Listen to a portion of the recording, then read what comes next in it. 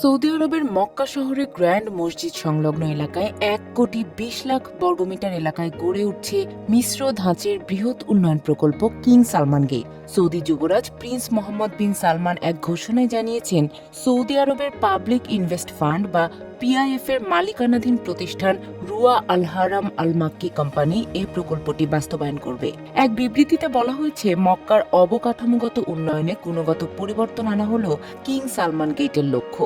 বিশেষ করে প্রধান এলাকাগুলোর উন্নয়নের মাধ্যমে নগরীতে নতুন বৈশ্বিক মানদণ্ড স্থাপন করা হবে।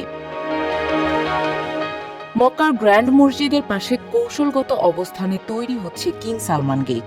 বহুমুখী এই গন্তব্যস্থলের মূল লক্ষ্য হল দর্শনার্থীদের জন্য সেবার মান উন্নত করা এবং গ্র্যান্ড মসজিদ সংলগ্ন এলাকায় আবাসিক, সাংস্কৃতিক ও সেবামূলক সুবিধা প্রদান। প্রকল্পটি প্রায় 9 লাখ তীর্থযাত্রীকে ধারণ করার মতো সক্ষমতা নিয়ে গড়ে উঠছে। এর অভ্যন্তরীণ, নামাজের স্থান ও বাইরের প্রাঙ্গণ মিলিয়ে ধারণ ক্ষমতা আরও বেশি। পবিত্র মসজিদে যাতায়াত সহজ করতে কিং সালমান গেট গণপরিবহন ব্যবস্থার সঙ্গে সংযুক্ত থাকবে। পাশাপাশি যুক্ত হচ্ছে পর্যটনের বিভিন্ন সুবিধা।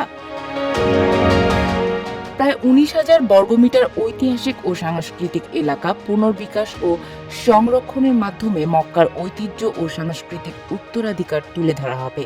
ইসলাম ধর্মাবলম্বীদের তীর্থ হিসেবে সারা বিশ্বের মুসলমানরা সৌদি আরবে ভ্রমণ করে থাকেন।